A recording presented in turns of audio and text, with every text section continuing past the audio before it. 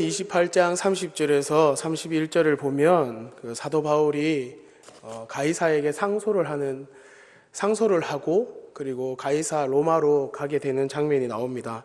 그리고 바울이 2년 동안 그 가택연금에 묶여 있으면서 자기의 오는 사람들을 다 영접하고 하나님의 나라를 전파하며 주 예수 그리스도에 관한 모든 것을 담대하게 거침없이 가르쳤다라고 그렇게 기록하고 있습니다. 예루살렘에서 죄수가 되어 로마로 끌려가 가택연금되었던 사도 바울은 이 2년의 기간을 지난 뒤에 풀려나자마자 다시 복음 전파를 위해 길을 나섰습니다. 복음을 전파하며 여행을 시작하고 그리고 여러 지역으로 선교를 다니던 중에 로마에 큰 화재가 발생했습니다. 그리고 그 화재를 군중들은 황제의 탓으로 돌리기 시작했습니다. 황제는 군중들의 비난에 대하여 모면하기 위해 기독교인들의 소행으로 몰아붙이기 시작하며 다시 한번 기독인들에 대한 박해가 시작되게 됩니다. 사도 바울은 이렇게 전도를 하고 선교를 함에 있어서 네로 황제의 박해로 인해 다시 한번 붙잡히게 됩니다. 그리고 로마의 차가운 지하 감옥에 갇히게 됩니다. 첫 번째 투옥 때처럼 가택연금이 아니라 두 번째는 네로 황제의 박해로 인해서 그의 이 감옥 생활이 가혹했다고 합니다. 그리고 이 가혹함 중에 로마 감옥에서 사도 바울은 디모데에게 편지를 보내게 됩니다. 여러분, 나의 삶이 얼마 남지 않았고 육신의 자녀들이나 믿음의 자녀들에게 편지를 써야 한다라면 여러분들은 어떤 말을 담아서 편지를 보내고 싶으십니까? 편지에 어떤 내용을 담아 그 아들에게, 자녀들에게 보내어야 할까요? 사도 바울은 죽음을 앞두고 참 아들로 여겼던 디모데를 향해 편지를 씁니다. 그 편지가 바로 오늘 디모데 후서입니다. 여러분, 네로 황제의 그 박해가 얼마나 심했느냐 하면 1장 15절에 보면 아시아에 있는 모든 사람이 나를 버린 이 일을 내가 안 하니 그 중에는 부겔로와 호모게네도 있느니라. 박해가 일어나자 사도 바울을 따르는 제자들이 사도 바울을 버리고 떠났다라고 기록합니다. 또한 4장 16절에 보면 내가 처음 변명할 때에 나와 함께한 자가 하나도 없고 다 나를 버렸으나 라고 기록합니다. 복음을 전하는 것에 대해서 박해가 일어나자 자신을 따르던 제자들이 다 버렸다라고 기록하고 있습니다. 그럼에도 바울은 복음을 전하기에 주저하지 않고 복음을 변명하기에 멈추지 않은 모습을 우리는 볼 수 있습니다. 제자들의 배신과 감옥에서 맞이하는 인간적인 고통과 외로움에 던져진 사도 바울. 이러한 상황 속에서 그의 영적 아들 디모데, 에베소 교회를 섬기고 있는 디모데를 향하여 간절함이 담긴 마지막 메시지를 보내고 있습니다. 사도 바울은 1장 8절에서 그러므로 너는 내가 우리 주를 증언함과 또는 주를 위하여 갇힌 자 된 나를 부끄러워하지 말고 오직 하나님의 능력을 따라 복음과 함께 고난을 받으라 라고 기록합니다. 디모데 안에 거짓이 없는 믿음이 있는 줄로 알고 또 하나님의 은사를 다시 한번 디모데 안에 부릴 듯 하게 하기 위하여서 너로 내가 생각하노니 라고 하며 8절을 말하고 있습니다. 그리스도를 증언하는 나 때문에 그리스도를 증언하다가 감옥에 갇힌 나를 부끄러워하지 말아라. 네 안에 있는 하나님의 능력을 따라 은사를 따라 복음과 함께 고난을 받으라 라고 권하고 있습니다. 또한 1장 13절과 14절에서는 너는 그리스도 예수 안에 있는 믿음과 사랑으로서 내게 들은 바 바른 말을 본받아 지키고 우리 안에 거하시는 성령으로 말미암아 내게 부탁한 아름다운 것을 지켜라 라고 권면합니다. 사도 바울이 디모데에게 부탁한 아름다운 것은 바로 자신이 평생 감당했던 복음 사역을 말하는 것입니다. 다메섹에서 예수님을 만난 이후 30여 년간 그가 해왔던 이방인들을 향한 복음 사역을 오늘 디모데에게 부탁하고 있는 것입니다. 복음 사역 때문에 나를 떠나간 사람도 있지만 오네시보로는 오히려 나를 격려해주고 매인 것을 부끄러워하지 않고 부지런히 찾아와 주었고, 에베소 너희 교회에서도 열심히 봉사한 것을 디모데 너는 잘 알고 있지 않느냐. 그렇기 때문에 복음으로 인해서 매이고 갇혀있는 나를 통해서 부끄러워하지 말고 오히려 복음 때문에 고난을 받으라라고 말하고 있습니다. 현대를 살아가는 우리는 지금의 현세를 바라보면 날이 갈수록 해가 갈수록 그리스도인들이 교회를 떠나고 하나님을 떠나는 것을 심심치 않게 볼 수 있습니다. 복음 사역을 계승하고 복음 사역을 전달하고 복음 사역에 앞서 고난을 받아야 할 것이 우리에게 사명인 것을 알지만 그 고난이 힘들고 어렵기에 교회를 떠나고 공동체를 떠나고 하나님의 말씀을 떠나는 현 시대를 살아가는 우리에게 사도 바울이 디모데를 향하여서 그 신실함과 그 성실함에 대하여서 오늘 본문을 기록하고 있는 것처럼 우리에게도 동일하게 고난받기를 권하고 있는 것입니다. 우리 남부교회 모든 성도님들이 오늘 이 사도 바울의 권면을 들을 때 복음 앞에 고난받는 것을 주저하지 않을 수 있는 저와 우리 모든 성도님들 되시기를 주님의 이름으로 축복합니다. 사도 바울은 1절에서 이렇게 기록합니다. 너는 그리스도 예수 안에 있는 은혜 가운데서 강하고 또 내가 많은 증인 앞에서 내게 들은 바를 충성된 사람들에게 부탁하라. 그들이 또 다른 사람들을 가르칠 수 있으리라. 너는 그리스도의 예수의 좋은 병사로 나와 함께 고난받으라 라고 기록합니다. 디모데 너는 예수의 좋은 병사이기 때문에 복음 앞에 고난받아야 된다라고 말하고 있습니다. 그 고난을 받기 위해서는 세 가지를 이야기합니다.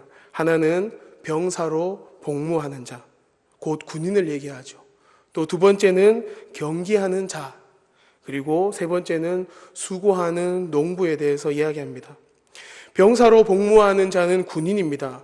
병사로 복무하는 자는 자기 생활에 얽매이는 자가 하나도 없나니 이는 병사로 모집한 자를 기쁘게 하려 함이라 라고 말합니다. 여러분, 군인의 특징은 무엇입니까? 군인의 특징은 훈련이라는 것입니다. 힘들고 어려운 훈련, 그리스도인에게 말하면 고난이라고 말할 수 있겠죠. 좋은 군인이 되려면 반드시 고된 훈련을 인내하며 받아야 합니다.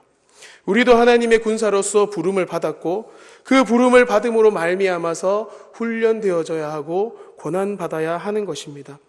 좋은 군사는 훈련이 잘된 군사입니다. 훈련이 안 된 군사는 전쟁에서 이길 수 없습니다. 나라를 지키는 군사들은, 나라를 지키는 군인들은 그래서 끊임없이 훈련을 받아야 하는 것입니다. 또한 항상 자기 생활보다 지휘관의 명령을 우선시합니다. 우리에게는 먹고 사는 문제, 생계의 문제들이 있지만 주님의 군사로 부름받은 자들은 이미 우리에게 있어야 할 것들을 아시는 그 하나님 앞에, 예수님 앞에 우리의 문제, 우리의 생계에 얽매이지 않고 헌신하는 자세가 필요하다는 것을 이야기합니다. 하나님께서 먹이시고 하나님께서 입혀주시고 하나님께서 이끌어 가실 것을 믿고 나아가야 하는 것은 바로 군인의 기본 자세인 것이죠. 또한 자기 만족이 아니라 병사로서 모집한 자를 기쁘게 하려는 태도를 지녀야 한다는 것입니다. 나의 만족과 나의 유익을 위해서, 나의 삶을 위해서 나아가는 것이 아니라 군인이 한 목숨을 던져 나라를 구하고 한 목숨을 던져 민족을 구하듯이 그리스도의 좋은 군사는 하나님의 뜻을 따라 하나님을 기쁘시게 하는, 나의 한 목숨을 바쳐서 고난받는 일에 나아가야 하는 것을 이야기하고 있습니다. 그렇다면 군인에게 가장 요구되는 중요한 한 가지는 무엇입니까? 그것은 바로 충성이라는 것이죠. 충성이라는 단어는 신실함이라는 단어와 이어집니다. 신실함이라는 단어는 믿을만 하고 신뢰할 만하다는 뜻입니다. 곧 군인은 하나님께서 부르신 군사는 바로 믿을 수 있어야 하고 신뢰할 수 있어야 한다는 것입니다. 그것을 위해서 훈련해야 하고, 그것을 위해서 하나님의 명령을 우선시해야 하고, 그것을 위해서 나의 뜻이 아니라, 나의 만족이 아니라 하나님의 기쁘시게 하는 일에 우리가 나아가야 한다라는 것을 말하고 있는 것입니다. 또한 둘째는 경계하는 자에 대해서 이야기합니다. 경계하는 자는 법대로 경계하지 아니하면 승리의 관을 얻지 못할 것이라 라고 말합니다. 경계하는 자는 법대로 경계해야 승리자의 관을 받을 수 있습니다. 아무리 뛰어난 실력자라고 할지라도 규칙대로 주어진 룰대로 하지 않는다라면 실격하고 마는 것이죠. 규칙, 질서를 지켜야 하는 것입니다. 아무리 능력이 많다고 할지라도, 아무리 능력이 많은 교회라고 할지라도, 아무리 능력이 많은 공동체라고 할지라도 하나님의 말씀에서 벗어나 있다라면 어느 공동체, 어느 누구라도 승리의 관을 받을 수 없음을 이야기합니다. 우리에게는 승리의 면류관을 얻기 위하여 따라야 할 법이 있습니다. 그것은 바로 주의 말씀, 성경인 것이죠. 그 말씀을 따라, 그 말씀에 순종하며 경기자처럼 달려나가는 모습이 바로 좋은 병사의 모습이다라고 말하는 것입니다. 나더러 주여 주여 하는 자마다 다 천국에 들어갈 것이 아니요 다만 하늘에 계신 내 아버지의 뜻대로 행하는 자라야 들어가리라 라고 예수님께서는 말씀하셨습니다. 주의 이름으로 귀신도 쫓아내었고 주의 이름으로 많은 권능도 행하였지 않습니까? 라는 그 대답 앞에 하나님의 뜻대로 행한 것이 아니라면, 사사로이 행한 것이라면 내가 너희를 도무지 알지 못하노라 라고 하나님께서는 말씀하시고 예수님께서는 말씀하신 것을 우리는 기억해야 할 줄로 믿습니다. 경기자는 법대로 경기해야 하고 룰대로 경기해야 하는 것입니다. 그리스도의 은혜 가운데 있는 사람들은, 그리스도의 좋은 병사들은 하나님의 말씀대로, 그 가르침대로, 바른 교훈대로 실행하며 달려나아갈 수 있는 자, 그들이 바로 좋은 병사라고 말하고 있습니다. 세 번째는 수고하는 농부입니다. 수고하는 농부가 곡식을 먼저 받는 것이 마땅하니라 라고 기록합니다. 도시에 사는 우리는 땀 흘려 농사 짓는 수고가 얼마나 힘든 것인지 잘 알지 못합니다. 땀을 통해 곡식을 얻는 기쁨도 잘 모릅니다. 하지만 비유해 본다면 우리가 각자의 삶의 터전 가운데에서 열심히 수고하고 열심히 달려서 그렇게 정직하게 수고하여 땀 흘려 얻은 재물, 명예, 그리고 권력들, 그런 것들을 얻어서 누리는 기쁨은 바로 농부가 수고하여서 곡식을 얻는 기쁨과 매번 마찬가지일 것입니다. 농부를 이야기하면서 곡식, 결실을 먼저 얻는 것이 당연하다라고 하지만 그 먼저 사도 바울은 수고하여 일한 농부에 대해서 이야기하고 있습니다. 감나무에서 감이 떨어지기를 기다렸다가 우연히 받는 것이 아니라 나의 삶의 터전 가운데에서, 나의 삶의 자리에서 나에게 주어진 은사들을 가지고, 능력들을 가지고 최선을 다해 수고할 때, 나에게 주어진 그 복음의 사명들을 가지고 내가 수고하며 달려나아갈 때 영혼들이 돌아오고 복음이 확장되고 하나님의 나라가 성취되어져 가는 것을 우리가 열매로 누릴 수 있는 것, 수고하는 농부가 되어는 것이 바로 좋은 병사다라고 우리에게 말해주고 있습니다. 군인과 경기자와 농부를 통해 우리는 충성과 또한 말씀을 따르는 것, 또 최선을 다해 수고할 때 그에 합당한 결실을 맺을 수 있고, 그리고 그 결실을 통하여서 복음이 확장되는 것, 좋은 병사로서 우리가 고난받아야 할 것을 이야기하고 있습니다. 그렇다면 사도 바울은 군인, 그리고 경계하는 자, 수고하는 농부를 통해서 좋은 병사에 대해서 이야기했습니다. 그렇다면 다시 처음으로 돌아가서 우리는 1절과 2절을 다시 한번 보도록 하겠습니다. 우리 같이 한번 읽도록 하겠습니다. 시작. 그리스도 예수 안에 내 아들아, 그러므로 너는 그리스도 예수 안에 있는 은혜 가운데서 강하고 또 내가 많은 증인 앞에서 내게 들은 바를 충성된 사람들에게 부탁하라. 그들이 또 다른 사람들을 가르칠 수 있으리라 라고 권면했습니다. 군인처럼 충성되어 훈련하고 고난받고 신실함, 또한 경기자처럼 말씀에 따라 질서 있게 행함, 또한 농부처럼 수고할 수 있는 수고, 승리하기 위해서 훈련받아야 하고 고난받아야 하고, 상급을 얻기 위해서 말씀을 따라 경주해야 하고, 열매를 얻기 위해서 최선을 다해 수고해야 한다. 그렇게 하기 위해서, 그런 좋은 병사가 되기 위해서 원동력은 무엇이냐? 그것은 바로 그리스도 예수 안에 있는 은혜다라고 말하고 있습니다. 이제부터 내가 말하는 7절 이하에서 말하는 것, 이것이 바로 그리스도 예수 안에 있는 은혜다. 이것이 바로 군인으로서, 경주자로서, 농부로서 좋은 병사가 되기 위한 원동력이다라고 말하고 있습니다. 7절에 보면 내가 말하는 것을, 이제 내가 말하는 것을 잘 생각해 보아라. 주께서 범사에 내게 총명을 주시리라. 그러면서 8절부터 10절까지 말합니다. 내가 전한 복음대로 다윗의 씨로 죽은 자 가운데서 다시 살아나신 예수 그리스도를 기억하라. 그리스도께서 죽음에서 부활하셨다라는 것을 기억하라 라고 말합니다. 부활은 죽음을 이긴 권세입니다. 그리스도 예수 안에 있는 바로 첫 번째 은혜는 주님이 죽음을 이기시고 부활하신 것처럼 우리도 죽음을 이길 것이고 부활할 것이라는 것을 믿는 믿음. 이것이 바로 그리스도 예수 안에 있는 첫 번째 믿음이다라고 말합니다. 그리고 두 번째는 복음으로 말미암아 내가 죄인과 같이 매이는 데까지 고난을 받았으나 하나님의 말씀은 매이지 아니하리라. 하나님의 말씀은 매이지 않는다라는 것입니다.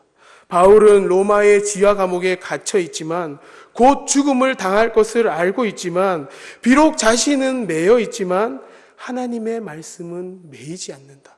복음의 사역으로 내가 고난받고 있지만 오히려 복음은 매이지 않고 복음은 살아 역사할 것이다 라는 그 고백이 바로 여기에서 나타나는 것입니다. 그렇습니다.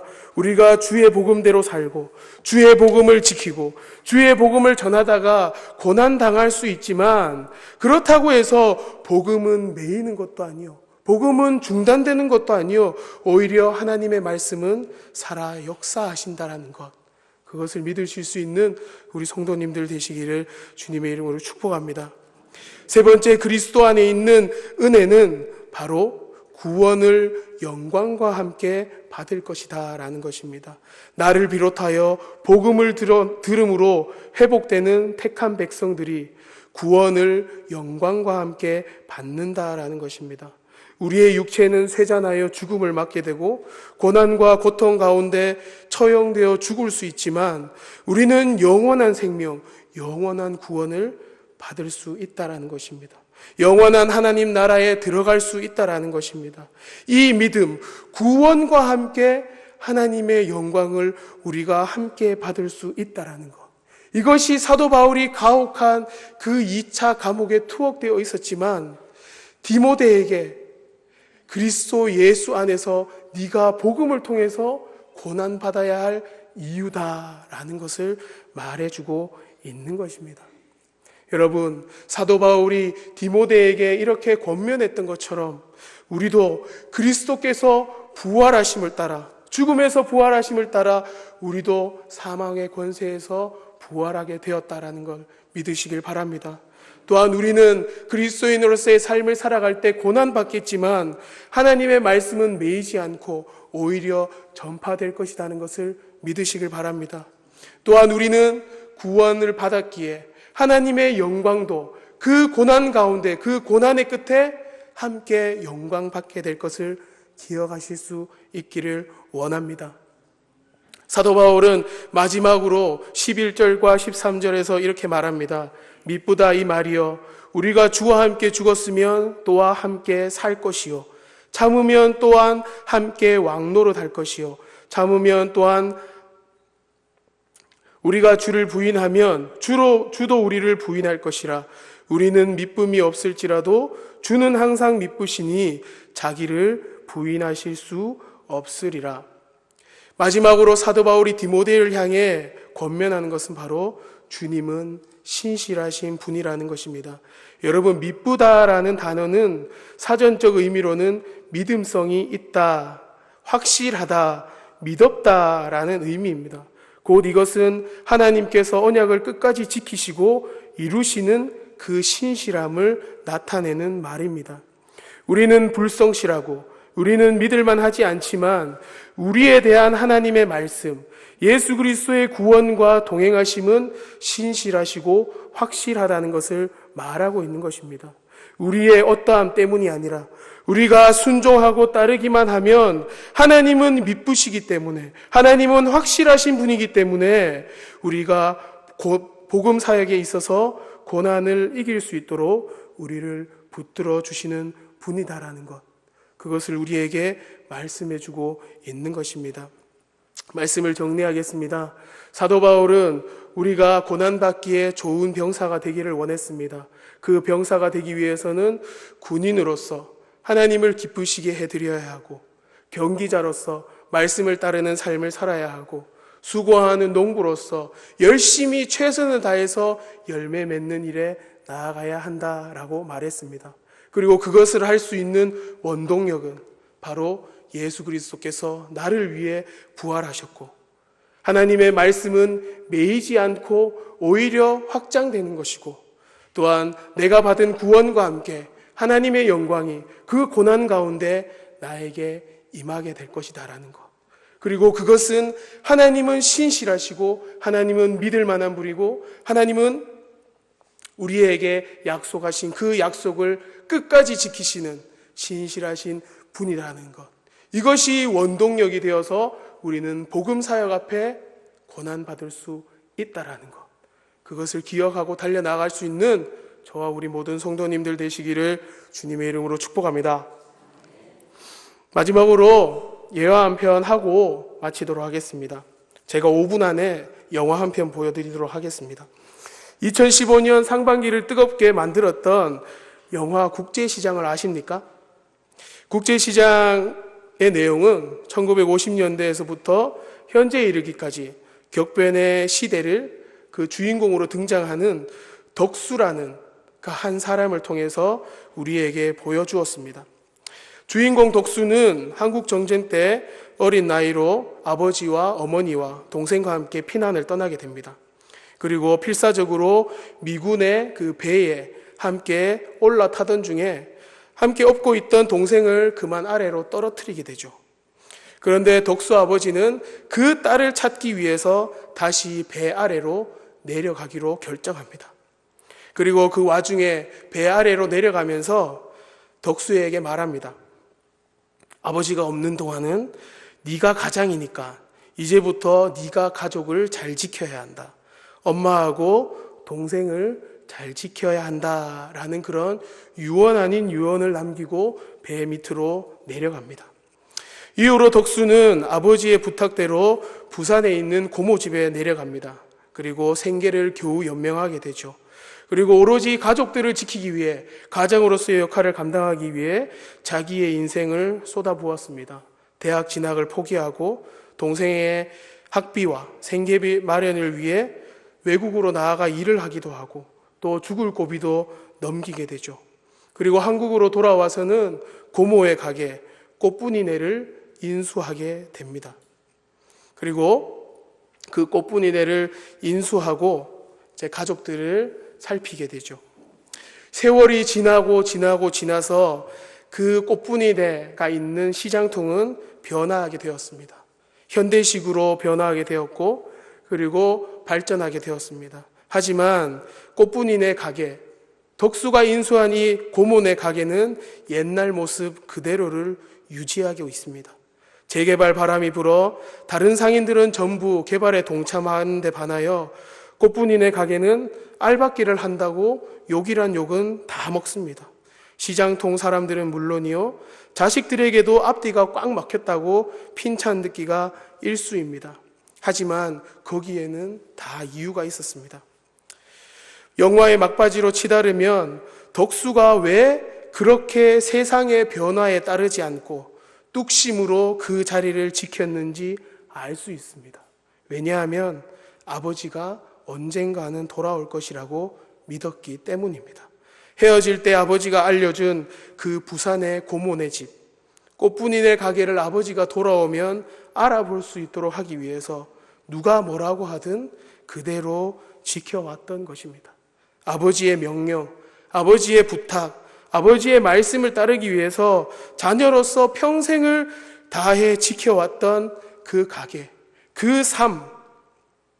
여러분, 이것이 우리에게 말씀을 주신 하나님의 말씀을 지켜야 할 바로 그리스도인의 모습이 아니겠습니까? 영화의 거지 마지막 장면에 가면 노인이 된 덕수와 아내, 그리고 자녀들, 그리고 손자, 손녀들까지 모두 있는 화기애애한 자리에서 덕수는 일어나 자신의 방으로 돌아옵니다. 그리고 방 안에 혼자 앉아서 아버지를 생각하며 내뱉은 말이 있습니다. 가족을 잘 지켜달라는 아버지의 명령을 떠돌리며 이렇게 말합니다. 아버지, 저 약속 잘 지켰죠? 이만하면 저 잘 살았죠? 근데 저 너무너무 힘들었습니다. 라고 그렇게 말하면서 영화가 끝이 나게 됩니다. 우리에게는 하나님께서 주신 말씀이 있습니다. 그리고 그리스도께서 우리에게 주신 지상 명령이 있습니다. 세상의 변화에 굴하지 않고, 주위의 변화에 굴하지 않고 아버지가 오실 때까지 아버지의 말씀을 지키기 위해서 그 자리에 꿋꿋이 지켰던 덕수처럼 우리에게 주어진 주의 말씀, 우리에게 주어진 그 성경, 우리에게 주어진 그 복음, 그 복음의 사역을 위해서 박해와 고난과 어려움이 올 때 주를 떠나는 것이 아니라 오히려 고난과 박해를 통하여서 나에게 주어질, 장차 나에게 주어질 그 영광을 바라보며 달려나아갈 수 있는 저와 우리 모든 성도님들 되시기를 주님의 이름으로 축복합니다. 로마서 8장 18절에서는 이렇게 기록합니다. 생각하건대 현재의 고난은 장차 우리에게 나타날 영광과 비교할 수 없도다. 가면 갈수록 그리스도인들이 줄어들 것이고, 가면 갈수록 하나님을 믿는 자 하는 자들이 교회를 떠날 것입니다. 하지만 진정한 복음을 가진 우리는 그 고난 앞에 오히려 신실하게, 충성되게 경계하는 자처럼 최선을 다해서 수고하여 고난 끝에 구원의 영광을 함께 누릴 수 있는 저와 우리 모든 성도님들 되시기를 주님의 이름으로 축복합니다. 기도하도록 하겠습니다.